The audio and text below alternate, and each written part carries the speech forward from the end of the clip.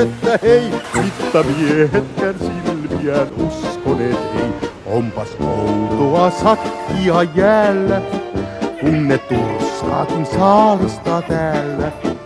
Mutta ajattelin salas, hiljaa saadaan kalaa, kaivoin pienen pilkin repustain.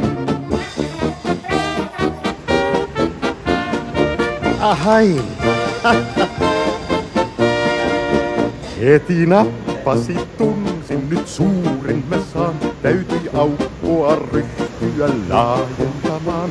Oli siimaani juuttunut sammakkomies, kenen hommissa sen kyllä ilmeistä ties. Vuorineuvoston vieressä suuttui, ja sen onni niin oudosti muuttui.